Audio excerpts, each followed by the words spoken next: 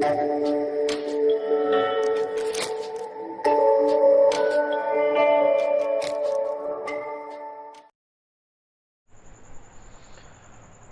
Morning बच्चों। तो आज हम वेक्टर के सेकंड लेक्चर को कंटिन्यू करते हैं बेटा। तो अगर लास्ट टाइम पे बात करें बेटा, तो हम लोग बात कर लिए थे position vector of a point. किसी बारे में बात कर लिए थे? Position vector of a point. तो हमने क्या बताया था, किसी पॉइंट का पोजीशन वेक्टर क्या होता है?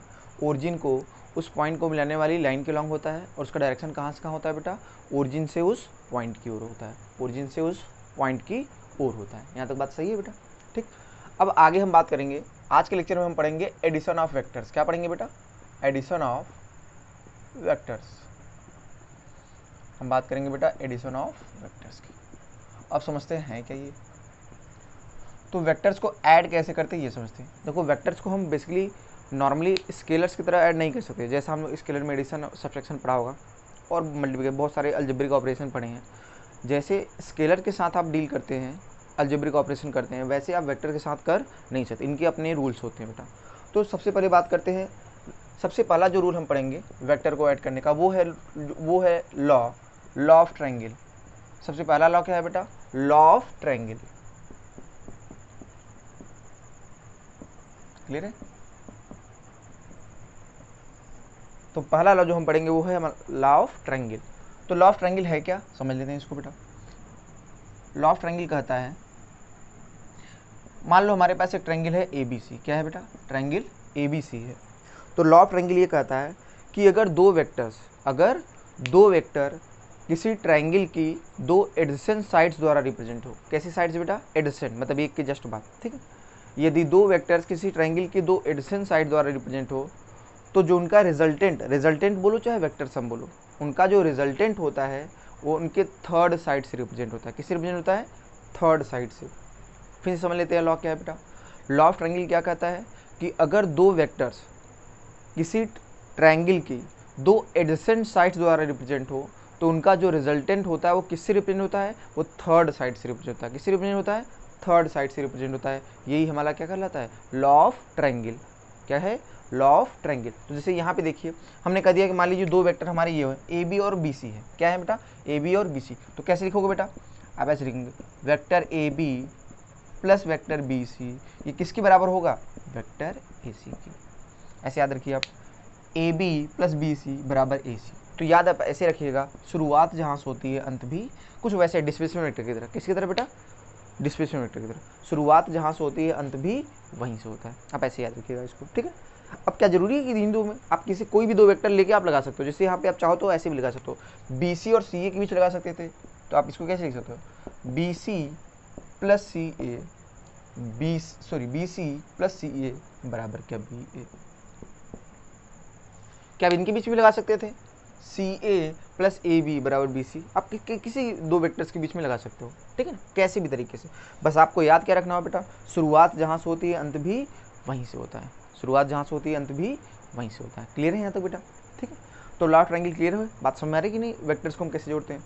तो लॉ ऑफ ट्रायंगल यही कहता है कि अगर दो वेक्टर्स किसी ट्रायंगल की दो एडजेसेंट साइड्स द्वारा रिप्रेजेंट होते हैं, तो उनका जो रिजल्टेंट होता है वो किससे रिप्रेजेंट होता है बेटा? थर्ड साइड से रिप्रेजेंट होता है। किससे रिप्रेजेंट होता है?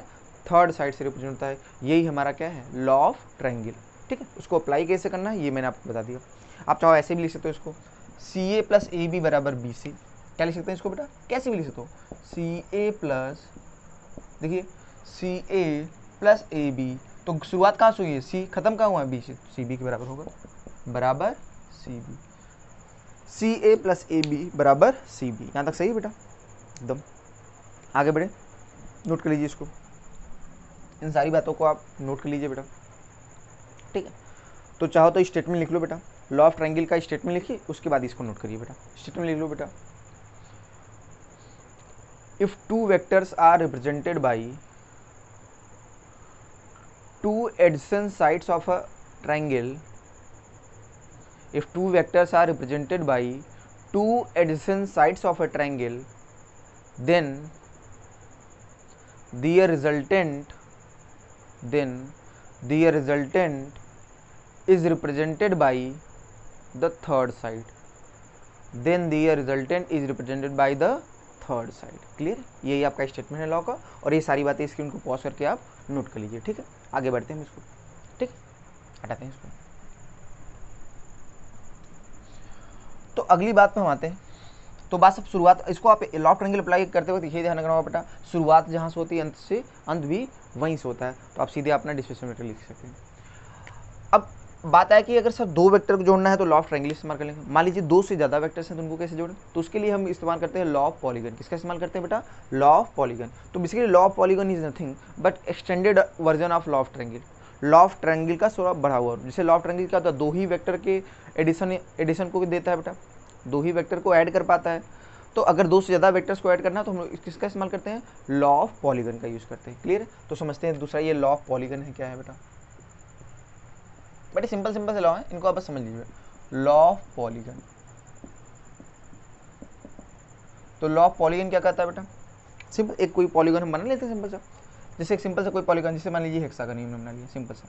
तो समझ लीजिए क्या कहता है लॉ, हमने कह दिया कि मान लीजिए हेक्सागन है, इसके वर्टिसेस क्या है, A B C D E F. ठीक है ना। अब मान लीजिए मुझे कुछ वेक्टर्स है, जैसे मुझे A B B C D E D इन सब का सम लिखना है। इन चारों आपको दिख रहा है ना, चार वेक्टर्स, इन चारों वेक्टर्स का हमको वेक्टर सम लिखना है। तो कैसे करेंगे बेटा, तो हमेशा वही तरीका याद रखो। कहाँ से चलना है बेटा, पहला वेक्टर है ए बी, उसके बाद बी सी, उसके बाद सी डी, उसके बाद डी ई। अब देखिए बेटा शुरुआत कहाँ से हो रही है, शुरुआत हो रहा है ए से, खत्म कहाँ हो रहा है ई पे। तो ये किसके बराबर होगा, क्या वेक्टर ए ई के बराबर होगा कि नहीं बेटा, किसके बराबर होगा, वेक्टर ए की, ए ई के बराबर। सेम वही तरीका जो पहले हमने सीखा था, शुरुआत जहाँ से होगी अंत भी वहीं से होगा। क्लियर है बेटा, बस जोड़ते जाओ, A B plus B C plus C D plus D, तो क्या किसके बराबर हो जाएगा, क्या ए ई के बराबर हो जाएगा कि नहीं बेटा। किसी भी में अप्लाई कर सकते हो आप, इसको ऐसे भी लिख सकते हो, हाँ ये ए ई के बराबर दिखा दो बेटा यहाँ पर। क्लियर है, आप चाहे इसको ऐसे भी अप्लाई कर सकते हो बेटा, आप कहो A B plus B C plus C D plus D E plus E F बराबर ए एफ। आप किसी भी कितने भी वेक्टर्स को आप इसमें ऐड कर सकते हैं, इसलिए तो उसको बोला जाता है लॉ ऑफ पॉलीगन। दो से ज़्यादा वेक्टर्स को ऐड करना हो तो लॉ ऑफ पॉलीगन का हम इस्तेमाल करते हैं। तो आप समझो कि कोई नई चीज़ नहीं है, सिंपल सा वही लॉ ऑफ ट्रायंगल जो था वो दो को जोड़ता था, तो ये दो से ज़्यादा वेक्टर्स को जोड़ता है। सेम वही बात है, इसमें भी वही फंडा लगेगा, शुरुआत जहाँ से हो रही है अंत भी वहीं से होगा। मेरी बात क्लियर हो गई बेटा, सिंपल सी। सोचो अगर मुझे यहाँ पे ए डी लिखना होता है, क्या लिखना, सोचो मान लो इन्हीं vector A B B C और सी डी को जोड़ना होता है, तो क्या मैं ए डी लिख के बराबर लिख सकता नहीं बेटा। अब देखो ए डी को मैं ऐसे भी लिख सकता हूँ, देखो ए बी, यहाँ से देखिए आप, A B plus B C plus C D, ये बराबर किसके होगा बेटा, क्या वेक्टर ए डी के बराबर होगा कि नहीं बेटा, सिंपल सी बात। या आप चाहो अप्लाई करना चाहो तो इधर से भी आप कैसे भी लिख सकते हो बेटा, जैसे आप चाहो, जो आपको डेटा गिवन हो उसका उन वेक्टर्स का यूज़ करके आप जो निकालना हो आप निकाल सकते हो। मेरी बात समझ में आ रही है कि नहीं। तो ये हमारा law of polygon, law of polygon. अच्छा थोड़ी सी बातें और देख लो, जो लॉ ऑफ ट्रायंगल हमारा था क्या था बेटा, लॉ ऑफ ट्रायंगल। अच्छा हम बात करें लॉ ऑफ ट्रायंगल की, नहीं मतलब एक ट्रायंगल हमने कर दिया, मान लो ए बी सी है, ठीक है। तो सोचो कि इसमें हम तीन वेक्टर ले लें, कितने ले लें, तीन। तो क्या होगा बेटा, देखो चलो पहला ए से चलते हैं, vector A B plus vector B C plus C A. बताओ जहाँ कहाँ चले बेटा, ए से चले और क्या ए पर ही आ गए, तो ये तो ए के बराबर होगा ना, ए मतलब नल वेक्टर, किसके बराबर हो गया। फिर समझिए बेटा इसको, जैसे मान लो ट्रायंगल में हम तीन वेक्टर्स का सम निकालने हैं, तो क्या होगा, A B plus B C plus C है, क्या जहाँ से चले क्या वहीं पे आ गया बेटा, तो वहीं पे आ गया, तो फिर डिस्प्लेसमेंट क्या हो गया, जीरो, ए से ए पर क्या हो गया, जीरो, नल वेक्टर मिला ना बेटा, तो ये किसके बराबर होगा, नल वेक्टर के, किसके बराबर होगा, नल वेक्टर। क्लियर है बेटा, तो आप ऐसे भी इसको लिख सकते हो। ठीक है, तो क्या बोला गया कि कोई भी अगर तीन वेक्टर्स अगर दिए हों किसी ट्रायंगल की एडजेसेंट साइड्स के अलॉन्ग अगर होते हैं सब, तो इनका जो वेक्टर सम होता है वो हमेशा क्या होता है, जीरो होता है। क्या होता है, जीरो होता है। यहाँ तक सही है बेटा, तो आप इसको नोट कर लीजिए लॉ ऑफ पॉलीगन को। ठीक है बेटा, आगे बढ़े।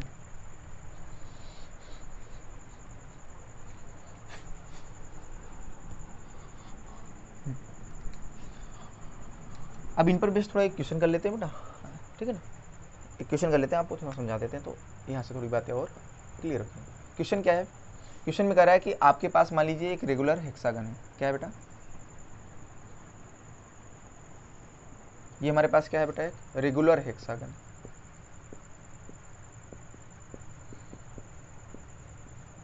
ठीक है ना, रेगुलर हेक्सागन का मतलब ऐसा है कि सारी साइड्स क्या होती हैं, बराबर होती हैं। ठीक है, सारे साइड्स क्या होंगी बेटा, बराबर और एंगल बी बराबर, ठीक। हमने कह दिया कि मान लीजिए ये है, इसकी ये साइड हमने दे दिया ए है, और ये क्या दे दिया, नाम इसका दे रहा हूँ, मान लो ये A B C D E F है, ठीक है ना। ये ए बी आपको वेक्टर दे दिया है और बी सी वेक्टर दे दिया है। तो आपसे क्या क्वेश्चन में पूछा गया है, क्वेश्चन में आपसे पूछा है find A C A D A E and इन सबका मान निकालना है, इन चारों का मान निकालना है, ठीक है। अब देखिए आपको डेटा में क्या क्या गिवन है बेटा, डेटा में हमारे को मालूम है वेक्टर ए बी मालूम है, वेक्टर बी सी, और किसकी वैल्यू निकालनी है, A C A D A E and A F. आपको दिख रहा है ना सबका क्या निकालना है बेटा। अब इससे ये क्वेश्चन है तो देखिए कैसे इस्तेमाल करेंगे। सबसे पहले क्या निकालना है, ए सी, क्या निकालना है बेटा, ए सी, देखिए ये वाला निकालना है। तो लॉ ऑफ ट्रायंगल लगाते हैं इसमें, दिख रहा है ना ये ट्रायंगल बन रहा है कि नहीं बेटा। तो सोचो ए सी अगर निकालना है तो बताओ A B plus B C क्या ए सी के बराबर होगा। चलो फटाफट लॉ ऑफ ट्रायंगल में देखिए बेटा, तो ए बी सीधे मत बताओ, A B plus B C क्या ये ए सी के बराबर होगा कि नहीं बेटा। तो यहाँ से बताओ वेक्टर ए सी की वैल्यू क्या आ जाएगी बेटा। सोचो वेक्टर ए बी क्या है, वेक्टर ए के बराबर, वेक्टर बी सी क्या है, वेक्टर बी के बराबर। तो यहाँ से देखिए वेक्टर ए सी आ गया हमारा, भाई A B plus B C क्या ए सी के बराबर होगा, तो वहाँ से ए सी आ गया। ऐसे बताओ ए डी लिखना हो, ए डी ध्यान रखो, तो थोड़ी सी एक बात ध्यान रखो बेटा कि जो आपका रेगुलर हेक्सागन होता है ना, इसका जो डायगोनल होता है उस सामने वाली साइड का क्या होता है, दुगने के बराबर होता है, सामने वाली साइड के दुगने के बराबर होता है। तो सोचो ए डी निकालना तो बहुत आसान है, क्या ए डी बराबर क्या 2 टाइम्स ऑफ बी सी हो जाएगा कि नहीं बेटा। देखो डायरेक्शन भी हमने सेम रखा है, ए डी का डायरेक्शन किधर है, इधर की तरफ, तो बी सी का भी सेम रखा है। तो इसका मतलब क्या होगा, बी सी क्या है बेटा, क्या वेक्टर बी है ना, तो इसका मतलब ये है 2 वेक्टर बी के बराबर। किसके बराबर है, तो जो वेक्टर ए डी है वो बराबर होगा बेटा 2 वेक्टर बी, ऐसे है, ठीक है ना। यहाँ तक सही है बेटा एकदम। ऐसे बताओ ए कैसे निकालोगे, ये ए अगर आपको निकालना है तो ध्यान से बताइए कैसे बताएंगे। सोचो ये वेक्टर ए तो ये भी वेक्टर ए, ठीक है ना। यहाँ तक देखिए, अब देखो ई डी मालूम है, ए डी मालूम है, ए निकालना है, तो वही लॉ ऑफ ट्रायंगल स्टार्ट कर देते हैं। ए डी प्लस डी बराबर क्या ए ही होगा कि नहीं, तो ए डी प्लस डी ई बराबर ए ई। तो ध्यान से बताइए ए ई बराबर क्या आएगा बेटा। सोचो वेक्टर ए डी क्या है, ए डी अभी तक करके लिख रहे हैं, ए डी है आपका 2 वेक्टर बी, और डी को सोचो डी वेक्टर आपका देखो ना, ई डी है वेक्टर है, तो डी क्या माइनस वेक्टर हो जाएगा कि नहीं बेटा, माइनस वेक्टर बन गया, सपा ना बेटा।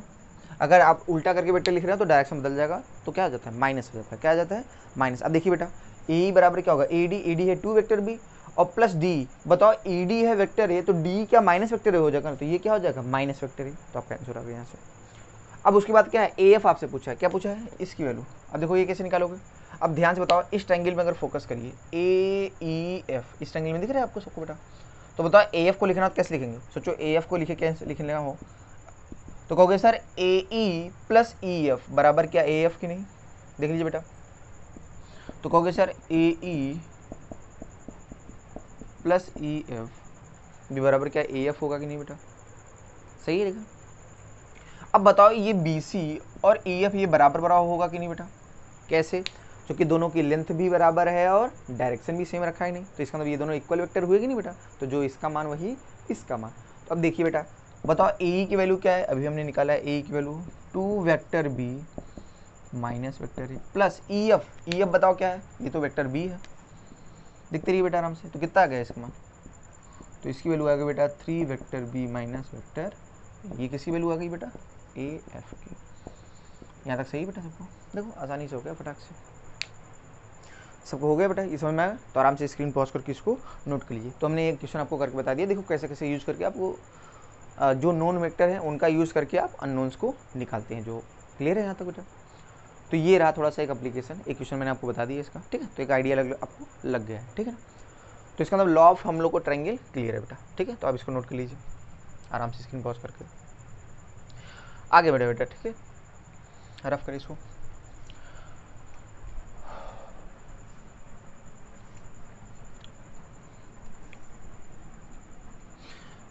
तो अब हम बात करते हैं, देखिए हमने लॉ ऑफ ट्रायंगल पढ़ लिया, लॉ ऑफ पॉलीगन पढ़ लिया, ठीक है। अब हम क्या पढ़ेंगे बेटा, अब जो अगला लॉ है वो भी काफ़ी इंपॉर्टेंट है, उसे बोलते हैं लॉ ऑफ पैरेललोग्राम, क्या बोलते हैं बेटा, लॉ ऑफ पैरेललोग्राम।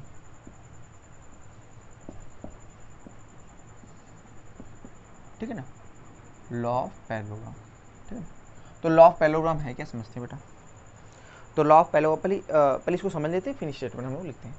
तो पहले लॉ ऑफ पैरेललोग्राम क्या कहा जाता है कि मान लो अगर दो वेक्टर्स, क्या है बेटा, अगर दो वेक्टर्स किसी पैरेललोग्राम की दो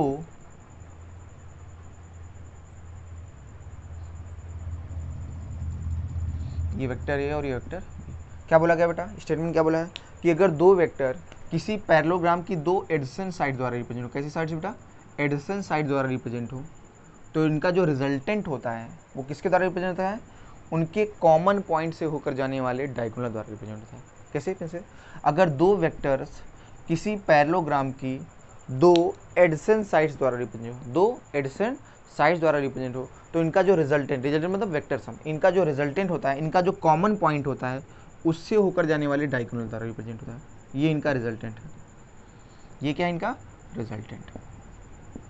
तो ये क्या देगा बेटा, इन दोनों वेक्टर का सम देगा, इन दोनों का वेक्टर सम। ठीक है ना, जैसे हमने बोल दिया ये O है तो ये A है, ये B है, ये C। मेरी बात समझ आ रही, मैं क्या बोलना चाहता हूँ कि अगर दो वेक्टर किसी पैरेललोग्राम की दो एडजेसेंट साइड्स द्वारा रिप्रेजेंट हो, तो उनका जो रिजल्टेंट होता है उनके कॉमन एंड से होकर जाने वाले डायगोनल द्वारा रिप्रेजेंट होता है, और यही हमारा क्या है, law of parallelogram, law of parallelogram. Clear है यहाँ तक बेटा। तो स्टेटमेंट इसका लिख लीजिए सब लोग, क्या लिखेंगे बेटा, स्टेटमेंट लिखिए लॉ ऑफ पैरेललोग्राम का। इफ टू वेक्टर्स आर, पहले स्टेटमेंट लिख लीजिए, इसके बाद डायग्राम बनाइए बेटा। पहले लॉ ऑफ पैरेललोग्राम का स्टेटमेंट आप लिख लीजिए बेटा। If two vectors are represented by two adjacent sides of a parallelogram, if two vectors are represented by two adjacent sides of a parallelogram, then their vector sum और resultant जो भी आप करना चाहो, ठीक है बेटा, then their vector sum is represented by, vector sum बोलो और रिजल्टेंट जो भी आप लिखना चाहो वर्डिंग, ठीक है। देयर वेक्टर सम इज, क्या लिखा बेटा, their vector sum is represented by the diagonal, represented by the diagonal passing through their common end, represented by the diagonal passing through their common end. Common end दिख रहा है ना, देखो common and से जो पास कर रहा है, इसका इन दोनों का कॉमन एंड क्या है, ओ है ना बेटा, दिख रहा है, तो इनसे हो जाए।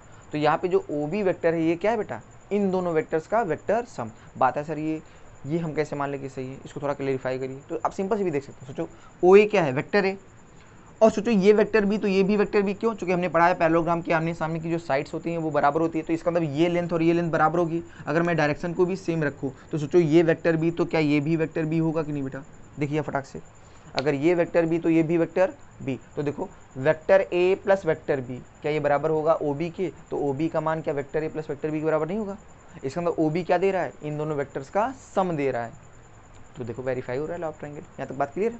अब हमने कह दिया कि मान लो अगर इन दोनों वेक्टर के बीच का एंगल थीटा है, ए और बी के बीच का एंगल क्या है बेटा, थीटा, तो थोड़ा सा हम यहाँ पे कुछ चेंजेस करते हैं बेटा। यहाँ पे ये अपना वेक्टर भी है, हमने क्या किया बेटा, यहाँ पे एक्चुअली क्या है, हम यहाँ से निकाल रहे हैं फॉर्मूला कि इस रिजल्टेंट का मैग्नीट्यूड क्या होगा और दूसरा इसका डायरेक्शन। मान लो दो वेक्टर्स को हम जोड़ रहे हैं तो उनका रिजल्टेंट क्या होगा, उसका मैग्नीट्यूड, रिजल्टेंट का मैग्नीट्यूड और डायरेक्शन, ये चीज़ें हम निकालेंगे बेटा। तो सोचो ये एंगल अगर थीटा है तो ये भी थीटा, क्यों, क्योंकि ये साइड और ये साइड क्या है बेटा, पैरेलल है, तो फिर करस्पॉन्डिंग एंगल्स भी क्या होंगे बेटा, इक्वल होंगे बेटा। अब सोचो ये आपका वेक्टर भी है, क्या है, वेक्टर बी, तो इसका मैग्नीट्यूड क्या बी होगा कि नहीं, क्या होगा, इसका मैग्नीट्यूड क्या होगा, बी। किसी वेक्टर के मैग्नीट्यूड को हम ऐसे लिखते हैं या केवल ऐसे भी लिख दिया तो इसका मतलब समझिए, इसको बोलते हैं magnitude of vector B, magnitude of vector B. Clear है। अच्छा, तो देखिए बेटा, सोचो इसका मैग्नीट्यूड क्या है, बी है, तो सोचो ये बी है तो ये वाला कितना हो जाएगा। सोचो अगर हमने कह दिया कि ये जो परपेंडिकुलर है, मैंने मान लिया इसको ए डी है, क्या है बेटा, डी है, तो बताओ ये थीटा है तो ये वाला क्या होगा, क्या बी साइन थीटा। आराम देख लीजिए बेटा, किसी को दिक्कत हो तो आराम से ले लेंगे, साइन थीटा बराबर परपेंडिकुलर अपना हाइपोटेनस, तो परपेंडिकुलर बराबर क्या होगा, बी साइन थीटा। ऐसे ये वाला कितना आ जाएगा, ये वाला आएगा बी कॉस थीटा। तो आप देखिए ये आपकी साइड है बी और ये एंगल है थीटा, तो ये वाला आपका आएगा बी कॉस थीटा और ये आएगा बी साइन थीटा। कितना आएगा? B sine theta. अब बड़े वाले ट्रायंगल में देखिए बेटा, ओ बी डी, किसमें बात कर रहे हैं? ओ बी डी में, in triangle O B D. अब बेसिकली यहाँ पर हम रिजल्टेंट का मैग्नीट्यूड और डायरेक्शन निकाल रहे हैं, रिजल्टेंट का मैग्नीट्यूड और डायरेक्शन, उसी का डेरिवेशन हम यहाँ पे करा रहे हैं बेटा, ठीक है। तो इस ट्रायंगल में अगर बात करोगे तो जो ओ बी होगा, पाइथागोरस फॉर्मूला लगा सकते हैं नहीं बेटा, ओ बी का स्क्वायर बराबर ओ डी का स्क्वायर प्लस बी डी का स्क्वायर, क्या यही होगा कि नहीं बेटा? अब सोचो ओ बी किसके बराबर है? आर, तो आर स्क्वायर बराबर ओ डी क्या होगा बेटा? सोचो ए, ओ ए प्लस ए डी होगा कि नहीं? ओ ए आपका ए है, इसका मैग्नीट्यूड क्या है? A plus B cos theta. बेटा एक बात हमने अभी आपको बताया था, किसी वेक्टर ए का मैग्नीट्यूड को हम केवल ए भी लिख सकते हैं और मॉड ऑफ ए भी लिखते हैं बेटा, तो ये रिप्रेजेंटेशन है, दोनों तरह से आप कर सकते हो। तो दो ये लेंथ कितनी है? ए, और ये है बी कॉस थीटा, तो ये पूरी लेंथ हो गई ए प्लस बी कॉस थीटा। अब बी डी क्या है? क्या ये बी साइन थीटा है ना, इसका स्क्वायर करो। चलो फॉर्मूला लगाते हैं बेटा, तो यहाँ ओपन करेंगे तो A square plus B square cos theta, cos square theta plus 2ab cos theta plus B square sine square theta. यहाँ तक देख लीजिए सब। तो देखिए यहाँ से, यहाँ पे अगर A square B square plus 2ab formula लगा दिया और यहाँ पे B square sine square theta, तो दिख रहा है ना, B square cos square theta plus B square sine square theta. क्या बी स्क्वायर कॉमन मिल गया ना? तो जब कॉमन लेंगे तो आपका बचेगा बी स्क्वायर, ब्रैकेट में आएगा साइन स्क्वायर थीटा प्लस क्या आएगा बेटा? कॉस स्क्वायर थीटा, और प्लस आपका ये आपका आखिरी में आया 2ab कॉस थीटा। तो आप दिख रहा है ना बेटा, sign square theta plus cos square theta क्या होता है? 1 होता है। तो यहाँ से अगर आप देखिए तो आर स्क्वायर बराबर निकल के आया A square plus B square plus 2ab cos theta. तो देखिए अगर यहाँ से हम देखें बेटा, यहाँ पे लिख रहे हैं तो रिजल्टेंट की जो वैल्यू आएगी, क्या अंडर रूट हो जाएगा कि नहीं बेटा? हमको क्या चाहिए? आर क्या है? रिजल्टेंट का मैग्नीट्यूड ना भाई, रिजल्टेंट को हमने आर वेक्टर आर से बताया ना, तो इसका मैग्नीट्यूड क्या आर होगा कि नहीं बेटा? तो फार्मूला क्या निकल गया? A square plus B square plus 2ab cos theta. तो ये क्या है बेटा? ये आर क्या है? रिजल्टेंट का मैग्नीट्यूड है। क्या है बेटा? मैग्नीट्यूड है, ठीक है ना। तो इसको मैं यहाँ लिख दे रहा हूँ, ये आपका है बेटा magnitude of resultant, magnitude of resultant. Resultant मतलब वेक्टर सम। तो दोनों दो ए और बी जो आपका है, इनका जो वेक्टर सम है, क्या है? वेक्टर सम है या रिजल्टेंट बोलिए, उसका जो मैग्नीट्यूड है वो आर बराबर है under root A square plus B square plus 2ab cos theta. बेटा ये फॉर्मूला याद रखना बहुत इंपॉर्टेंट। अगर दो वेक्टर ए और बी हो और उनके बीच का एंगल क्या हो बेटा? थीटा हो, तो उनका जो रिजल्टेंट होता है उसका मैग्नीट्यूड होता है आर बराबर अंडर रूट में A square plus B square plus 2ab cos theta. अब दूसरी बात आती है डायरेक्शन। डायरेक्शन क्या? यहाँ से एंगल हम ले लें बेटा, तो हमने कह दिया ये एंगल मान लो अल्फा है बेटा, देख लीजिए बेटा ये एंगल हमारा क्या है? अल्फा। तो बताओ इस वाले ट्रायंगल में हम tan अल्फा का मान निकाल सकते हैं नहीं बेटा? तो बताइए tan अल्फा कैसे निकालेंगे? देखिए बेटा ध्यान से, इस वाले ट्रायंगल में हमने tan ले लिया, तो tan बराबर होता है परपेंडिकुलर अपान बेस, तो आपका ये होगा b साइन थीटा, ठीक है। ये परपेंडिकुलर आपका ये b साइन थीटा और बेस क्या है? OD है, OD है a plus B cos theta, a plus B cos theta. यहाँ तक सही बेटा? तो देखो यहाँ से अल्फा की वैल्यू, अब ये क्या देगा? यहाँ से जब हम अल्फा का मान निकालेंगे, सही, ठीक है, यहाँ से जो अल्फा की वैल्यू आएगी वो क्या होगा? वो क्या देगा हमारा? वो हमारा देगा डायरेक्शन, कि पहले वाले वेक्टर से इतना एंगल बना रहा है हमारा रिजल्टेंट, पहले वाले वेक्टर से इतना एंगल हमारा रिजल्टेंट बना रहा है। तो इसी को फार्मूला आप चाहो तो इसी का यूज़ करना ज़्यादातर, ठीक है। वैसे लिखते हैं उसको ऐसे भी है बेटा, अल्फा बराबर tan inverse b sine theta upon a plus B cos theta, a plus B cos theta. ये है बेटा, ये आपका क्या देगा? मैग्नीट्यूड की डायरेक्शन, ये डायरेक्शन देगा बेटा, ठीक है ना। तो वो वाला आपका मैग्नीट्यूड दे रहा था और ये वाला आपका क्या देगा? डायरेक्शन। फार्मूला बेटा आप ये वाला ऐसे नहीं याद रखिए, क्योंकि अभी इनवर्स ट्रिग्नोमेट्रिक फंक्शन 11th वाले जो बच्चों की बात करें तो अभी उनको जिनको इनके बारे में बहुत ज़्यादा पता नहीं, वो आप ऐसे याद रखो कि tan अल्फा बराबर b sine theta upon a plus B cos theta. तो वहाँ से आपका जो अल्फा होगा वो क्या देगा? डायरेक्शन देगा। क्या देगा? डायरेक्शन। तो बेटा यहाँ से जो डेरिवेशन से हमारे दो फार्मूले निकल गए हैं, पहला रिजल्टेंट का जो मैग्नीट्यूड होता है आर बराबर अंडर रूट में a square plus B square plus 2ab cos theta, ये काफ़ी इंपॉर्टेंट है। और दूसरा इसका डायरेक्शन जो होता है, रिजल्टेंट का डायरेक्शन होता है अल्फा, किससे डायरेक्शन लेते हैं? वेक्टर ए से। तो अल्फा बराबर होता है, या ऐसे याद देखिएगा, tan अल्फा बराबर b sine theta upon a plus B cos theta. तो क्या अभी ये बात सारी क्लियर है कि नहीं बेटा? ठीक है, तो आराम से स्क्रीन पॉज करके इसको नोट कर लीजिए बेटा, ठीक है। तो रफ करें हम लोग इसको, क्लियर है। लेकिन यहाँ बता दो a क्या है? ए है पहले वेक्टर का, वेक्टर ए का मैग्नीट्यूड, और बी है वेक्टर बी का मैग्नीट्यूड, और थीटा उनके बीच का क्या है बेटा, एंगल है। क्या है बेटा, एंगल है। तो ये फार्मूला आप नोट कर लीजिए आराम से, ये सारी चीज़ें, ठीक है। स्क्रीन पॉज करके नोट कर लीजिए, हम इसको रफ करते हैं।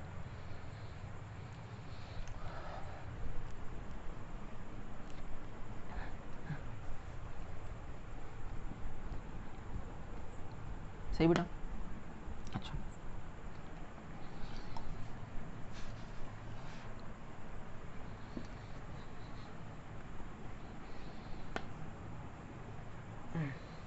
अगली बात पे आते हैं। तो ये सारी बातें तो हम लोग को सही है एकदम, यहाँ तक बातें क्लियर है एकदम, ठीक। अब जो फार्मूला हमारे को क्या निकल गया बेटा, कि अगर दो वेक्टर्स हों, एक है वेक्टर ए और वेक्टर बी, और इनके बीच का एंगल क्या हो बेटा, थीटा हो, तो अभी हमने सीखा कि इनका जो रिजल्टेंट होता है आर बराबर फॉर्मूला क्या होता है, फटाफट लिख लेते बेटा, अंडर रूट में A square plus B square plus 2ab cos theta. और दूसरा जो डायरेक्शन होता है, डायरेक्शन के लिए क्या टेन अल्फा हमारा निकलेगा नहीं, तो टेन अल्फा बराबर हमने याद किया बी साइन थीटा अपान ए प्लस बी कॉस थीटा।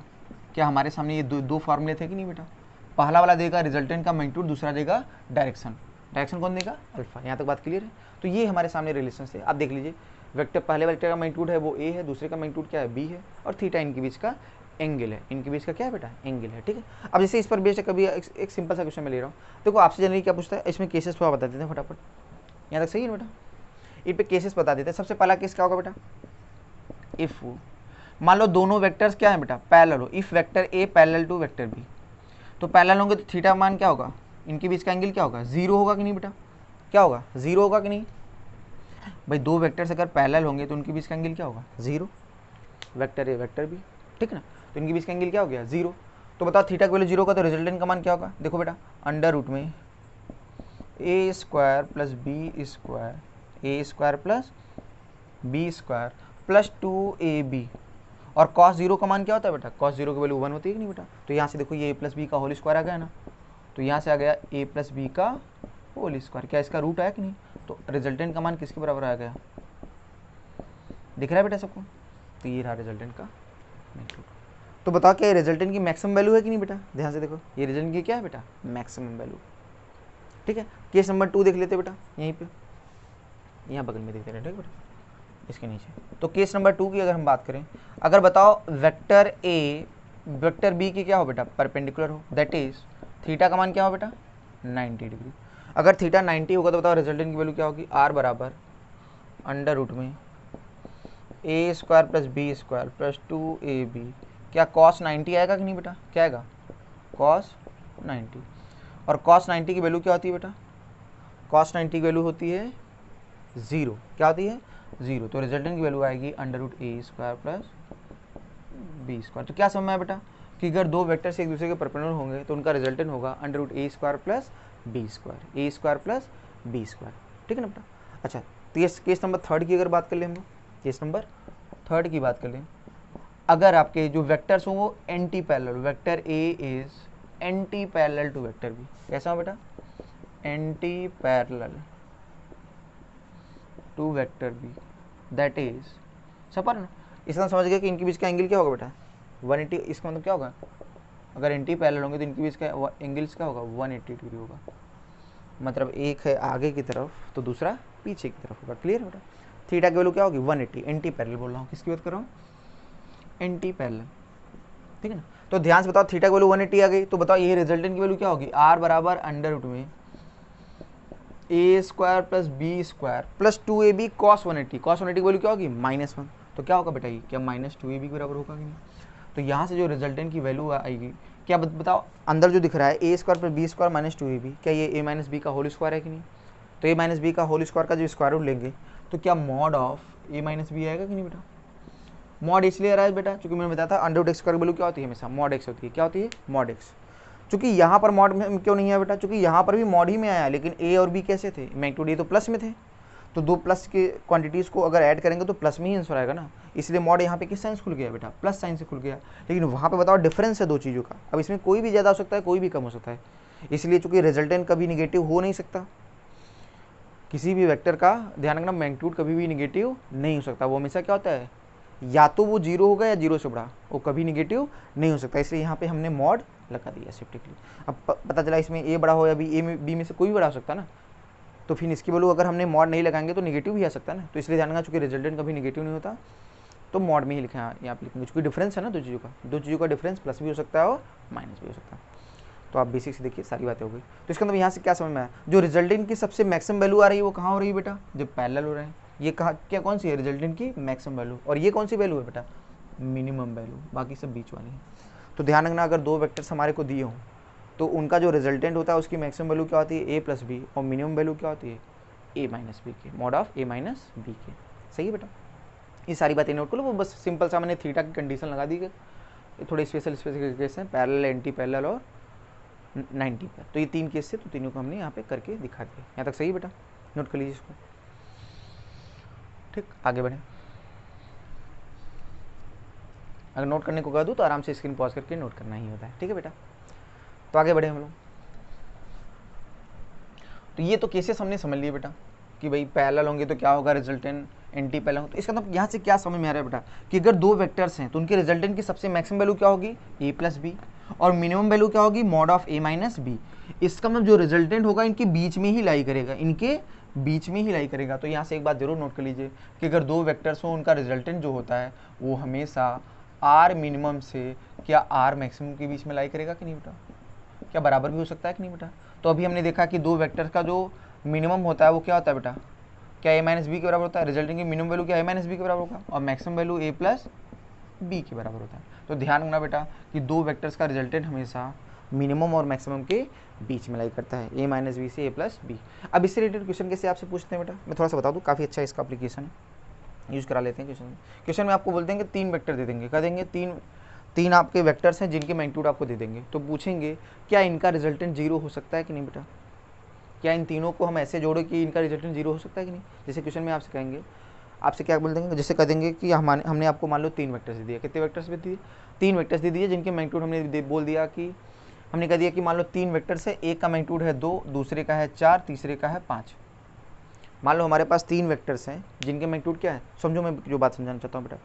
आपसे क्वेश्चन कैसे बोल देगा कि कह देगा आपको आपके पास 3 वेक्टर्स है जिनके मैग्नीट्यूड है 2, 4 और 5 है। तो पूछेगा क्या इनका रिजल्टेंट जीरो हो सकता है कि नहीं बेटा, इनका रिजल्टेंट जीरो हो सकता है कि नहीं। तो कैसे चेक करेंगे इनका रिजल्टेंट जीरो हो सकता है कि नहीं, भाई 2 का सम तीसरे के बराबर हो तभी तो हो सकता है, 2 का कौन सा सम, वेक्टर सम। तो ध्यान बताओ इसको चेक करने का तरीका क्या है, इसको चेक करने का सबसे आसान तरीका, एंगल तो कुछ भी कर सकते हो ना, बस यही पॉसिबिलिटी चेक करनी है कि क्या इन तीनों वेक्टर, जो ऐसे वेक्टर जिनका मैग्नीट्यूड अगर 2, 4 और 5 हो, क्या इनका रिजल्टेंट जीरो हो सकता है नहीं। तो चेक करने का सबसे आसान तरीका था, छोटे वाले दोनों वेक्टर लीजिए, छोटे वाले दोनों वेक्टर की मैग्नीट्यूड पकड़िए, तो छोटे इनका जो इनकी मिनिमम, अब मान लीजिए ये 2 वेक्टर्स हैं, 2 वेक्टर के मैग्नीट्यूड है 2 और 4, तो इनकी मिनिमम वैल्यू कितनी होगी बेटा, 2, याद है बेटा, 4 माइनस 2 मिनिमम वैल्यू हमने बताया था ना, 2 वेक्टर का डिफरेंस। तो मिनिमम वैल्यू होगी 2 और मैक्सिमम वैल्यू कितनी होगी बेटा 6। क्या उसके बीच में तीसरा वाला लाई कर रहा है कि नहीं बेटा, अगर उसके बीच में तीसरा वाला लाई कर रहा है तो इनका रिजल्टेंट जीरो हो सकता है। जैसे आप देखिए यहाँ पे क्वेश्चन में आपसे यही पूछा है कि क्या 3 वेक्टर जिनका मैग्नीट्यूड आपको 2, 4 और 5 दिया है, इनका रिजल्टेंट जीरो हो सकता है कि नहीं। तो आंसर क्या होगा बेटा, यहाँ पे होगा कि नहीं बेटा। तो इसके लिए क्या कहोगे, वो कहोगे सर छोटे वाले दोनों वेक्टर लेते हैं बेटा, ये 2 और 4 है बेटा, ठीक है ना। तो इनके रिजल्टेंट की पहले मिनिमम वैल्यू बताइए कितना होगा, कहोगे सर 4 माइनस 2 2 आया। इसके रिजल्टेंट की मैक्सिमम वैल्यू क्या आएगी बेटा, वो कितना आएगा बेटा, क्या 6 आएगा बेटा। इस तरह के क्वेश्चन को चेक करने का तरीका यही होता है बेटा कि पहले 2 छोटे वाले वेक्टर्स लीजिए, छोटे वाले मैग्नीट्यूड जो आपको दिए गए हैं उनको लीजिए वेक्टर्स के, उनका मिनिमम वैल्यू निकालिए और मैक्सिमम, और देखिए जो तीसरा वाला वेक्टर है जो बड़ा वाला है, क्या इन दोनों के बीच में लाई कर रहा है कि नहीं। अगर इनके बीच में लाई करे या बराबर हो तो सही है, तब तो रिजल्टेंट जीरो हो सकता है, लेकिन अगर इनके बीच में लाई न करे तो इनका रिजल्टेंट कभी जीरो हो नहीं सकता। तो यहाँ पे बताइए क्या जो 5 है क्या 2 और 6 के बीच में लाई करेगा क्या, हाँ, तो इनका क्या होगा, रिजल्टेंट में भी जीरो। तो इन तीनों वेक्टर्स का रिजल्टेंट आपका जो क्या होगा वो जीरो हो सकता है, तो इनका रिजल्टेंट में भी जीरो।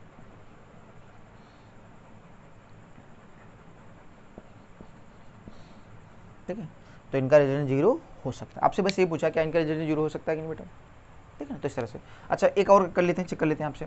जैसे दूसरा क्वेश्चन हमने दे दिया, मान लो यहाँ पे दूसरा नंबर क्वेश्चन नहीं होता बेटा, ये क्वेश्चन समझ में आ रहा है मैं क्या कराना चाह रहा हूँ, पहले समझ लीजिए आप, ठीक है, वर्डिंग में फोकस करिए। मैं आपसे यही पूछ रहा हूँ कि अगर आपको 3 वेक्टर्स जिनका मैग्नीट्यूड 2, 4 और 5 दिया, क्या इनका रिजल्टेंट जीरो हो सकता है कि नहीं। तो इस तरह के क्वेश्चन करने का तरीका कैसे होगा, आपको क्वेश्चन ऐसे ही देंगे बेटा, 3 वेक्टर्स दे देंगे उनके मैग्नीट्यूड, और आपसे पूछेंगे क्या इन तीनों को हम किसी चाहे जैसे जोड़ें, क्या इनका रिजल्टेंट कभी जीरो हो सकता है कि नहीं, मतलब 2 के बीच का एंगल कुछ भी आप कर लीजिए। तो इनका रिजल्टेंट जीरो हो सकता है नहीं। तो इसको चेक करने का तरीका यही होगा कि जो छोटे वाले जो आपके वेक्टर्स हो उनके मैग्नीट्यूड लीजिए, उनकी मिनिमम वैल्यू निकालिए और मैक्सिमम वैल्यू निकालिए और चेक कीजिए जो तीसरा वाला है उनके बीच में लाई कर रहा है कि नहीं। अगर उनके बीच में लाई कर रहा है या बराबर है तो रिजल्टेंट जीरो हो सकता है, अगर नहीं कर रहा है तो नहीं हो सकता। जैसे हमने बोल दिया कि मान लो एक है 3 और एक है 6 और अगला है 11। मान लो ये 3 वेक्टर्स है कि नहीं बेटा, हमने कह दिया 3 वेक्टर से मैग्नीट्यूड है 3, 6, 11। बताओ इनका रिजल्टेंट जीरो हो सकता है क्या? कैसे करोगे?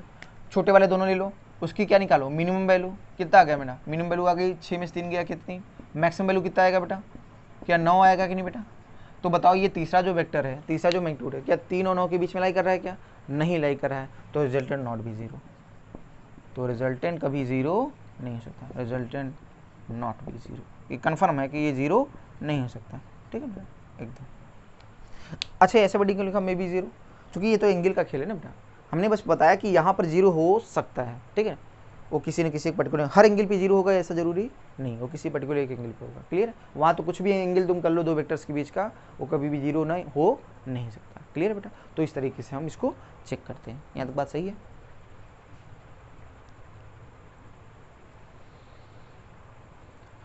हटाएं बेटा इसको, आगे बढ़े।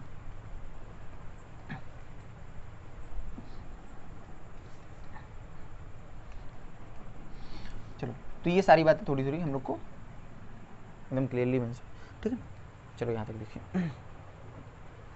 अब जैसे आप ऐसे याद रखिए बेटा कि मान लीजिए हमारे पास r बराबर अंडर रूट a स्क्वायर पे b square plus 2ab cos theta पता है बेटा। अब मान लीजिए हमारे पास दो इक्वल वेक्टर्स हो। कैसे वेक्टर्स हो? इक्वल। अच्छा, इस पर बेस बहुत सारे प्रॉब्लम आते हैं। कह देगा कि दो वेक्टर्स हैं जिनके मैग्नीट्यूड आपको दे देगा, उनके बीच का एंगल दे देगा, कह देगा रिजल्ट का मैग्नीट्यूड और डायरेक्शन बताइए।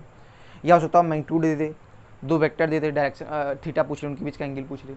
तो आपको समझ लीजिए आपके पास चार अननोन है, r बराबर अंडर रूट a स्क्वायर पे b square plus 2ab cos theta. इसमें चार ही पैरामीटर है, r a b थीटा। इनमें से ध्यान रखना कोई आपको तीन दिया होगा, एक पूछ लेगा।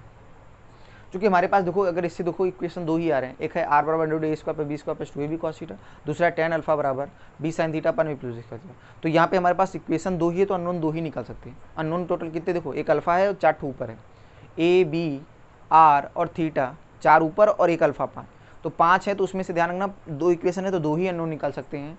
अब उसमें से कोई तीन दे देगा, दो आपसे पूछेगा बेटा। क्लियर बेटा? बस वहाँ पे क्या होगा कि थोड़ा सा अगर चेंज करके क्वेश्चन पूछेगा तो बस मैथमेटिक्स टफ होगी, बाकी फिजिक्स का फार्मूला उतना ही तक है बेटा जहाँ तक हम लोगों ने सीखा है। बाकी फिर मैथ ही है जो कैलकुलेशन उस क्वेश्चन खूब बना है। यहाँ तक सही है बेटा? तो आगे हम बात करें, अगला क्या है बेटा कि मान लीजिए हमारे पास दो इक्वल वेक्टर्स हो। कैसे वेक्टर हो? टू इक्वल वेक्टर्स हैं। मान लीजिए अगर हमारे पास दो इक्वल वेक्टर्स हैं तो उनकी हम बात करें, इक्वल मैग्नीट्यूड वेक्टर्स। अगर हमारे पास मान लो दो वेक्टर्स ऐसे हैं जिनके मैग्नीट्यूड बराबर हो, किसके हैं बेटा? बस मैं आपको ये थोड़ा सा ऐसे लिख दिया, बाकी इसको परेशान हो गई सर ये कैसे, छोड़ा, इसको ऐसे नहीं बदलते, इसको आपको ऐसे समझ देते हैं कि मान लो हमारे पास दो वेक्टर्स हो जिनके मैग्नीट्यूड क्या है बेटा? बराबर है। जैसे हमने कह दिया ये वाला, इसका मैग्नीट्यूड और इसका दोनों का मैग्नीट्यूड क्या है बेटा? मान लो ये दो फोर्स वेक्टर है जिनके मैग्नीट्यूड बराबर है, उनके बीच का एंगल क्या है? थीटा है। तो मैं निकालना चाहता हूँ इनका रिजल्टेंट। क्या निकालना चाहता हूँ? रिजल्टेंट। तो फार्मूला लगाते हो बेटा। चलो, r बराबर अंडर रूट में a square plus B square, direct form लगा रहा हूँ बेटा, A square plus B square, क्योंकि ए बराबर एफ होगा, बी बराबर, दोनों बराबर ही होंगे, प्लस 2a इंटू बी, क्या एफ स्क्वायर होगा, इंटू इनके बीच का एंगल का कॉस। देख लीजिए बेटा, डायरेक्ट फॉर्म लगा बेटा। कहोगे सर ए की वैल्यू एफ है, बी की वैल्यू भी एफ, तो आर बराबर अंडर रूट में A square plus B square plus 2ab cos theta. तो ध्यान से देखिए, F square plus F square क्या 2f स्क्वायर आएगा कि नहीं बेटा? और प्लस यहाँ पर भी 2f स्क्वायर कॉस थीटा। तो बताइए 2f स्क्वायर कॉमन ले लें बेटा। तो यहाँ पे जब 2f स्क्वायर कॉमन होगा तो फार्मूला यहाँ ब्रैकेट में फार्मूला आएगा 1 प्लस कॉस थीटा। और आपको ये बता दूँ, ये वाला फार्मूला 1 प्लस कॉस थीटा बराबर क्या होता है बेटा? ये होता है 2 कॉस स्क्वायर थीटा बाई 2। क्या होता है बेटा? इसको आराम से हम समझ लेते हैं कि 1 प्लस कॉस थीटा वाला, क्योंकि आपने देखो आपने एक फार्मूला पढ़ा होगा, कॉस 2 थीटा बराबर होता है 2 कॉस स्क्वायर थीटा माइनस 1। क्या होता है बेटा? 2 कॉस स्क्वायर थीटा माइनस 1। तो ध्यान से 1 को इधर लाओ, तो 1 प्लस कॉस 2 थीटा बराबर क्या होगा? 2 कॉस स्क्वायर थीटा। क्या ये फार्मूला होता है कि नहीं बेटा? 1 प्लस कॉस 2 थीटा बराबर होगा 2 कॉस स्क्वायर थीटा। तो आप इस फार्मूला को ऐसे देखिएगा बेटा कि अगर 1 plus cos 2 theta, 1 plus cos theta हो, 1 प्लस कॉस 2 थीटा हो, तो यहाँ पर जो एंगल होता है इसका आधा यहाँ पर आ जाता है, इसका आधा, तो होता है 2 कॉस स्क्वायर थीटा बेटा। ठीक है, तो सोचो यहाँ पर जो एंगल इसका आधा आएगा कि नहीं? तो 2 कॉस स्क्वायर थीटा बाई 2, तो इसकी वैल्यू आएगी 2 cos square theta by 2, 2f square, और इसका मान होगा 2 कॉस स्क्वायर थीटा बाई 2। बेटा ये वाला फार्मूला देख लीजिए, 1 प्लस कॉस 2 थीटा बराबर होता है 2 कॉस स्क्वायर थीटा, मतलब इस वाले एंगल का आधा। तो वही तो काम यहाँ भी करना है, इस वाले एंगल का आधा, आधा कर दोगे तो थीटा बाई 2 हो जाएगा। अब देखिए स्क्वायर रूट अगर निकल जाएगा तो क्या आएगा 2f cos थीटा बाई 2 आ रहा है कि नहीं बेटा, 2f cos थीटा बाई 2। तो ये रिजल्टेंट की मैग्नीट्यूड आ रहा है। तो रिजल्ट का जो मैग्नीट्यूड है वो कितना है 2f cos थीटा बाई 2। बाकी ये फार्मूला आपको समझ में आ रहा है बेटा, इसको हटा दें। क्लियर। तो देखिए अपना दूसरा बात करते हैं डायरेक्शन। ये रिजल्टेंट का मैग्नीट्यूड आ गया। डायरेक्शन के लिए अगर बात करें तो tan अल्फा लिखते हैं बेटा। तो tan अल्फा का फॉर्मूला क्या आता है b sin थीटा। b क्या है f, b sin theta upon a plus b cos theta. बेटा डायरेक्ट हम फॉर्मूला लगा रहे हैं बेटा। ऊपर नीचे क्या f कैंसिल होगा कि नहीं बेटा, तो ऊपर आया sin theta upon 1 plus cos theta. अब सोचो साइन को आधे एंगल में तोड़ो। sin थीटा बराबर फॉर्मूला क्या होता है sin 2 थीटा बराबर होता है 2 sin theta cos theta, 2 sin theta cos theta. तो इसको आधे में तोड़ोगे तो क्या होगा 2 sin theta by 2 into cos theta by 2। Same वही फार्मूला है बेटा, इसको अपने आधे। सोचो अगर साइन थीटा को लिखना चाहो तो कैसे लिखता हूँ sine 2 into theta by 2, 2 into theta by 2, तो फिर बन गया ना 2 थीटा का फार्मूला, तो वही तो लगा दिया। इस तरह से 1 प्लस कॉस थीटा। अभी इसका सिक्का इसे लिखेंगे 1 plus cos square theta by 1 plus cos theta लिखोगे 2 कॉस स्क्वायर थीटा बाई 2। तो 2 ने 2 को मार दिया, कॉस थीटा बाई 2 से कॉस थीटा बाई 2 एक कैंसिल हो गया, तो बचा ऊपर साइन थीटा बाई 2 और एक नीचे कॉस थीटा बाई 2। क्या tan थीटा बाई 2 बचा। तो ध्यान से बताओ tan अल्फा का माना गया tan थीटा बाई 2, तो अल्फा बराबर क्या होगा, कंपेयर करो क्या थीटा बाई 2 आ रहा है कि बेटा। देखो अल्फा की वैल्यू क्या हो गई थी। इसका मतलब क्या समझ में आया बेटा कि अगर दो वेक्टर्स की मैग्नीट्यूड बराबर हों तो जो उनका रिजल्टेंट होता है वो किसके लॉन्ग हमेशा होता है, एंगुलर बाइसेक्टर के लॉन्ग होता है। किसके लॉन्ग होता है बेटा, एंगुलर बाइसेक्टर के लॉन्ग होता है। उसका मैग्नीट्यूड होता है 2f cos थीटा बाई, देख रहे हो ना बेटा। वो अल्फा की वैल्यू क्या आ रहा है, क्या इससे कितना एंगल बना रहा है, थीटा बाई 2 बना रहा है ना, तो इससे भी थीटा बाई 2, मतलब किसके लॉन्ग है, एंगुलर बाइसेक्टर के लॉन्ग होता है। तो ये बात ध्यान रखना, ये रिजल्ट बड़ा इंपॉर्टेंट है बेटा, बहुत यूज बात है बेटा। तो क्या याद रखोगे, अगर दो वेक्टर्स के मैग्नीट्यूड बराबर हो तो उनका रिजल्टेंट हमेशा एंगुलर बाइसेक्टर के लॉन्ग आता है। किसके लॉन्ग होता है, एंगुलर बाइसेक्टर के लॉन्ग होता है, और उसकी वैल्यू होती है 2f cos थीटा बाई 2। कितना होता है बेटा, 2f cos theta by 2। Note कर लीजिए बेटा। छोटे छोटे जो ट्रिग्नोमेट्री के फार्मूले आ रहे हैं बेटा उनको रिलेट करना सीख लीजिए, आपको आता है फार्मूले, ऐसा नहीं, ठीक है। ठीक है बेटा, रफ करें, नोट कर लीजिए आप इसको आराम से, ठीक। स्क्रीन पॉज करके आप आराम से नोट कर लीजिए, रफ करें इसको।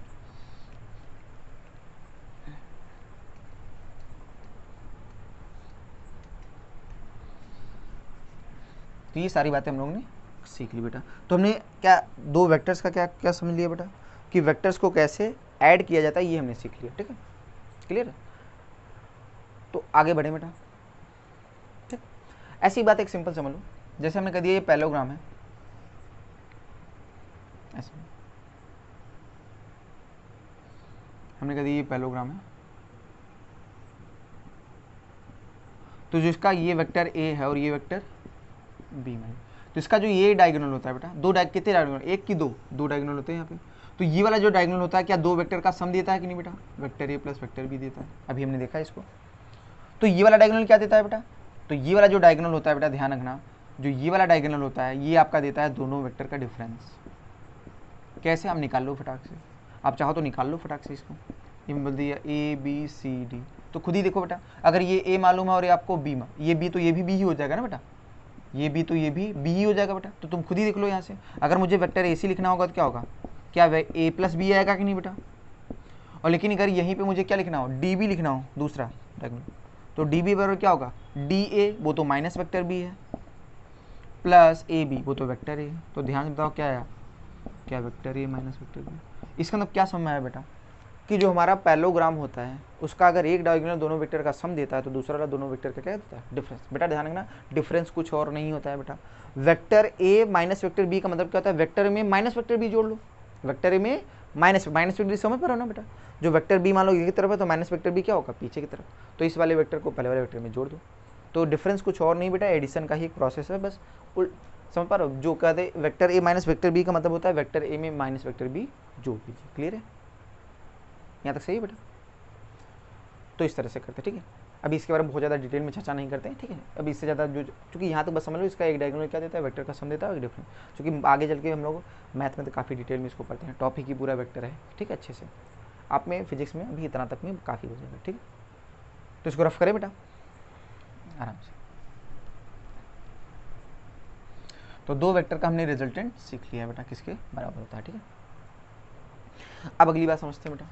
याद करो हमने आपको बताया था position vector of a point, उसी को कंटिन्यू करते हैं बेटा। जैसे हमने कह दिया कि मान लो हमारा कोऑर्डिनेट प्लेन है, एक्स वाई प्लेन है बेटा, ये एक्स एक्सिस और ये वाई, ठीक है ना, ये ओरिजिन है। मान लो यहाँ पे हमारा कोई पॉइंट पी है, कोई पॉइंट पी है, इसका कोऑर्डिनेट क्या है बेटा, हमने कह दिया कि मान लो इसका कोऑर्डिनेट है ए कामा बी, तो किसी पॉइंट पे पहुंचने का तरीका क्या होता है बेटा भाई, एक्स में कितना चलना पड़ेगा इस पॉइंट पहुंचना, एक्स में ए चलना पड़ेगा और वाई में बी, तब जाके यहाँ पहुंचेंगे ना, वही 90 का। तो बताओ पी पॉइंट का पोजीशन वेक्टर क्या ये वेक्टर ओपी होगा कि नहीं बेटा, भाई ये वेक्टर ओपी है। मैंने बताया था किसी पॉइंट का पोजीशन वेक्टर निकालने का तरीका क्या होता है, ओरिजिन से उस पॉइंट को मिलाने वाली लाइन के लॉन्ग होगा। तो हमारा वेक्टर ओपी क्या है, position vector of point P. अब ध्यान से बताइए, हम जानते हैं एक्स एक्सिस के अलावा यूनिट वेक्टर क्या है, एक्स एक्सिस के अलावा यूनिट लेंथ का जो वेक्टर है वो है क्या, आई कैप, हम जानते हैं ना बेटा। तो हमको कितने लेंथ का वेक्टर चाहिए, सोचो अगर हमने बोल दिया ये पॉइंट मान लो ए है, तो सोचो अगर मुझे वेक्टर ओ ए लिखना है तो इसका लेंथ कितना है ए। अब मुझे पता है एक्स एक्सिस के अलावा यूनिट वेक्टर क्या होता है, आई कैप, क्या होता है आई कैप, तो ए लेंथ का वेक्टर क्या ए आई कैप होगा कि नहीं बेटा, कितना होगा ए आई कैप।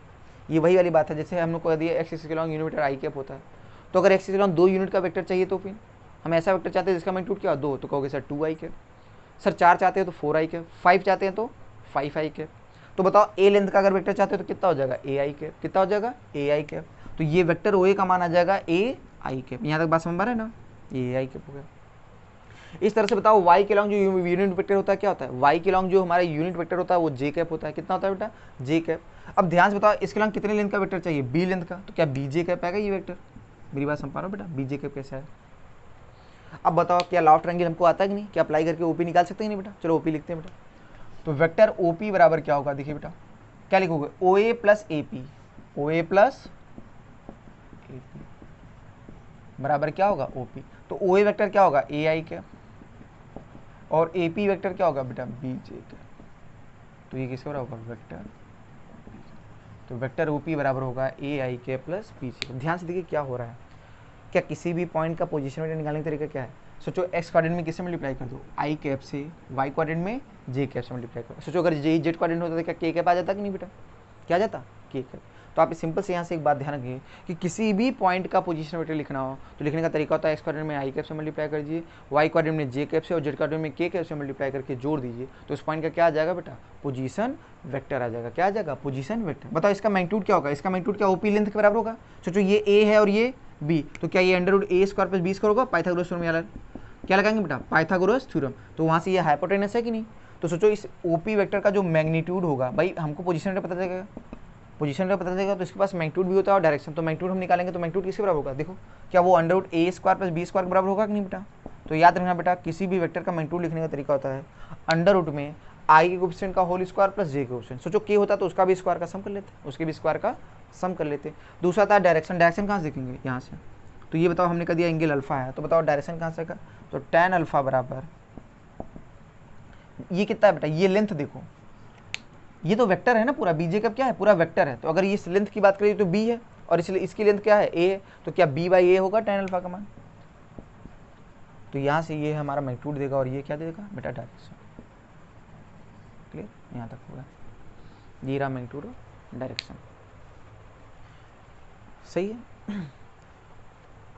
तो वेक्टर ओपी का जो मैग्नीट्यूड है under root A square plus B square, direction क्या है tan अल्फा बराबर बी बाई ए, ठीक है। ये आप ऐसे भी लिख सकते हो अल्फा बराबर tan इनवर्स बी बाई ए। तो यहाँ से क्या बातें सीखी बेटा सिंपल सा, कि किसी भी पॉइंट का पोजीशन वेक्टर निकालने का तरीका होता है एक्स कोऑर्डिनेट में आई कैप से, वाई कोऑर्डिनेट में जे कैप से और जेड कोऑर्डिनेट में के कैप से मल्टीप्लाई करके जोड़ दीजिए। और वेक्टर का मैग्नीट्यूड क्या होता है अंडर रूट में आई के कोएफिशिएंट का स्क्वायर प्लस जे के कोएफिशिएंट का स्क्वायर, के वाला होगा तो प्लस के कोएफिशिएंट का होल स्क्वायर। यहाँ तक बात क्लियर क्यों बेटा, ठीक है, आराम से इसको नोट कर लो, सही ना बेटा, हटाइए इसको बेटा। अब आप बात करते हैं अगर 3D में बात करते हैं, किसकी बात करते हैं बेटा 3D में, तो कैसे होगा बेटा, इसको भी समझ लेते हैं। अगर हम 3D में बात करें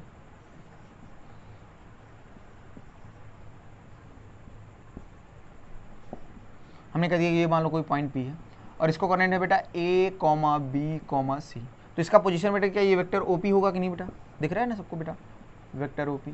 तो बताइए इस वेक्टर को कैसे लिखोगे, अभी हमने तरीका सोचो P पॉइंट पे पहुंचना है तो x में कितना चलना पड़ेगा A, y में कितना चलना पड़ेगा B और z में कितना चलना पड़ेगा C। आपको देखिए यहाँ पॉइंट रहा है, एक्चुअली ये पॉइंट ऐसे है बेटा प्लेन के बाहर, x में A चला, y में B चला और z में C चला, तो ये पॉइंट है ऐसे। क्लियर है बेटा। तो ध्यान से बताओ x में अगर A चला तो x वाला अगर अब याद है लॉ ऑफ ट्रायंगल लगाओ तो तुम खुद ही समझ जाओगे। वेक्टर OP मुझे लिखना है तो क्या A I cap plus B J cap plus C K cap होगा कि नहीं बेटा, वेक्टर सम, ये लॉ ऑफ पॉलीगन लगा दे रहे बेटा, ठीक है। तो अगर ध्यान दो सिंपल से तो आप समझ जाओगे। अब कमरा अपना देखो तो अपने आप समझ जाओगे कि एक्स में कितना चलना है बेटा। अब मान लो एक एक्सिस है और एक वाई एक्सिस और एक जेड एक्सिस मान लो, तो अपने आप समझ जाओगे एक्स में चलना है ए, वाई में चलना है बी और जेड में चलना है सी, तो क्या आप उस पॉइंट पे पहुंच जाएंगे, पॉइंट पी पे। तो इसका क्या लिखेंगे पोजीशन वेक्टर। तो चलो वेक्टर सम करते हैं, A I cap plus B J cap plus C J cap, तो हमारा आपका कौन सा वेक्टर आ गया, ओ पी वेक्टर। कौन सा वेक्टर आ गया, ओ पी। तो इसको शॉर्टकट में कैसे बताते हैं अभी कि एक्स कोऑर्डिनेट में आई कैप से, वाई कोऑर्डिनेट में जे कैप से और जेड कोऑर्डिनेट में के कैप से मल्टीप्लाई करके जोड़ दीजिए, तो क्या आ गया, किसी पॉइंट का पोजीशन वेक्टर आ गया बेटा। किसी भी पॉइंट का जो अभी आपको तरीका सिखाया था उसी को आप फॉलो करिए, तब भी आप समझाओगे कि किसी भी पॉइंट का पोजीशन वेक्टर लिखने का तरीका होता है एक्स कोऑर्डिनेट में आई कैप से, वाई कोऑर्डिनेट में जे कैप से और जेड कोऑर्डिनेट में के कैप से मल्टीप्लाई करके कर देंगे, जोड़ देंगे। तो इस बताओ इस ये वेक्टर आ गया पोजीशन वेक्टर। सोचो अगर इसका मैग्नीट्यूड लिखना होगा तो क्या लिखेंगे, ओपी वेक्टर है, ओपी बोलो क्या, केवल ओपी भी बोल सकते हो। तो क्या होगा, अंडर रूट में आई के कोफिशिएंट का होल स्क्वायर प्लस जे के कोफिशिएंट का होल स्क्वायर प्लस के सॉरी के का कोफिशिएंट यहाँ पे सी है ना, तो सी का होल स्क्वायर। यहाँ तक सही बेटा। तो ये आ गया इसका मैग्नीट्यूड, क्या आ गया बेटा, मैग्नीट्यूड। यहाँ तक सही बेटा। ये है आपका पोजीशन वेक्टर इस पॉइंट पी का और ये है इसका मैग्नीट्यूड। मैग्नीट्यूड मतलब ये लेंथ, क्लियर। अच्छा ये लेंथ कैसे है, ये वैसे ही समझो जैसे आप समझो क्यूबॉइड है, क्या है बेटा, क्यूबॉइड है, उसका लेंथ ए है, ब्रेथ बी और हाइट कितनी एच है। तो बताओ उसका डायगोनल जो होगा वही तो इसका वेक्टर ओपी होगा कि नहीं बेटा। याद करो डायगोनल ही क्या होगा उसका, वेक्टर ओपी। तो डायगोनल की लेंथ हमने पढ़ा होगा अंडर रूट में L square plus B square plus A square, क्या वही तो आ रहा है, देखो मेरी बात समझ। तो अगर इस 3D को समझना तो थोड़ा सा आप क्यूबॉइड के कॉन्सेप्ट से भी थोड़ा सा समझता है और उसी से समझा ही जाता है बेटा। यहाँ तक सही है बेटा। तो बस आप सिंपल से एक बात ध्यान रखना, किसी भी पॉइंट का पोजीशन में लिखने का तरीका होता है एक्स कोऑर्डिनेट में आई कैप से, वाई कोऑर्डिनेट में जे कैप से और जेड कोऑर्डिनेट में के कैप से मल्टीप्लाई करके जोड़ दीजिए। क्लियर है यहाँ तक बेटा। हटाएं इसको, रफ करें, रफ करें बेटा, ठीक। अब एक सिंपल सी बात समझ लेते हैं बेटा, ठीक। तो बस ये बात आप ध्यान रखिए बेटा, थोड़ा समझा दिया इसको, आप देख लीजिए। तो अगली बात अगर हम बात करें, हमने कह दिया कि मान लो हमारे पास दो पॉइंट है, कितने पॉइंट्स हैं, एक पॉइंट ए है और एक पॉइंट बी है। अब मान लीजिए इस पॉइंट का पोजीशन वेक्टर क्या है, वेक्टर ए और इसका वेक्टर बी है। तो इन दोनों ये क्या है बेटा, वेक्टर ए, ये पॉइंट ए का पोजीशन वेक्टर है, मतलब वेक्टर ओ ए है, ओ मतलब ओरिजिन आपका, और ये है इस पॉइंट बी का पोजीशन वेक्टर मतलब वेक्टर ओ बी। तो आपसे क्वेश्चन में पूछा गया आप वेक्टर ए बी बताइए, वेक्टर ए बी फाइंड करें, कैसे निकालेंगे बेटा, कैसे फाइंड करेंगे इसको। तो ध्यान से सिंपल तरीका है हमारे पास, बताओ ओरिजिन हमने मान लिया, देखो हमने मान लिया ओरिजिन कहाँ पे है, कहीं भी मान लिया हमने, कह दिया ये रहा इसकी ओरिजिन, क्या रहा ओरिजिन। तो बताओ ये कौन सा, ये आपका और ये, तो बताओ ये कौन सा वेक्टर हो गया, ये तो वेक्टर ए हो गया और ये वेक्टर। अब मुझे क्या निकालना है, वेक्टर ए बी। तो लॉ ऑफ ट्रायंगल हमको आता है कि नहीं बेटा, वो आपका क्या है, ओरिजिन है, क्या है ओरिजिन। तो चलो लॉ ऑफ ट्रायंगल अप्लाई करते हैं बेटा, क्या अप्लाई करते हैं, लॉ ऑफ ट्रायंगल। तो ए बी हमको निकालना है, तो चलो ए ओ प्लस ओ बी बराबर क्या है, A B. Law of triangle आता है कि नहीं बेटा। सोचो ओ ए वेक्टर को लिखना चाहूँ तो क्या इसको ऐसे भी लिख सकता हूँ, ओ बी, और ओ ए जो ए ओ वेक्टर है इसको लेकर लिखना चाहूँ तो क्या माइनस में वेक्टर ओ ए लिख सकता हूँ नहीं। पहले ये देखिए आप लोग सब, क्या ऐसा लिख सकता हूँ नहीं बेटा भाई, ए ओ वेक्टर को अगर ओ ए लिखूंगा तो डायरेक्शन बदल गया कि नहीं, तो माइनस आ जाएगा कि नहीं बेटा। तो वही हमने इस वाले को पहले लिख दिया और इस वाले को बाद में। तो कैसे याद रखोगे, वेक्टर ए बी बराबर होगा बाद वाले का पोजीशन वेक्टर माइनस पहले का, हमेशा ऐसा रहना। वेक्टर ए बी बराबर बी का पोजीशन वेक्टर माइनस ए का। अब सोचो बी का पोजीशन वेक्टर क्या है, वेक्टर बी है, या वैसे समझो वेक्टर बी, ओ बी आपका बी है और माइनस ए। तो क्या आपका आंसर आ गया यहाँ से, वेक्टर बी। तो बेटा ध्यान, आपको ये मेन, ये जितना इंपॉर्टेंट नहीं उससे ज़्यादा इंपॉर्टेंट ये है बेटा। तो आप ऐसे याद रखिएगा, वेक्टर ए बी बराबर होगा बी का पोजीशन वेक्टर माइनस ए का, बी का पोजीशन वेक्टर माइनस ए का। जैसे इस पर बेस्ड एक क्वेश्चन कर लेते हैं बेटा। आपसे कह दिया कि हमारे पास मान लो दो पॉइंट है, एक पॉइंट ए है, इसका कोऑर्डिनेट है 1, 2, 3 और एक पॉइंट बी है, एक पॉइंट क्या है बेटा, बी है, इसका कोऑर्डिनेट है मान लीजिए 2, 4, 5, ठीक है ना। आपको दिख रहा है ना, ये एक पॉइंट ए और एक पॉइंट बी है, इसको मैं, ठीक है ना। अब ये है, अब आपसे कोई पूछ लिया आप वेक्टर ए बी बताइए क्या होगा, वेक्टर ए बी।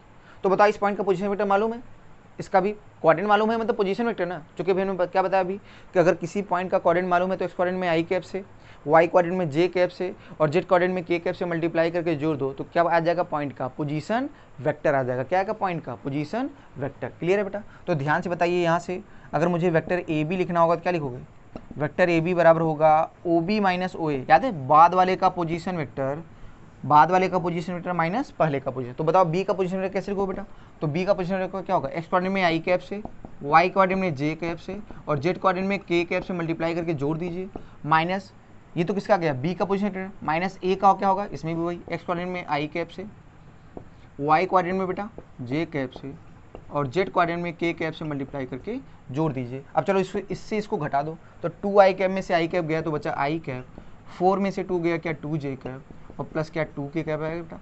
ये क्या आ गया बेटा, आराम से देखिए बेटा, सिंपल सा, थोड़ा रफ्तार से यहाँ पे बता दिया।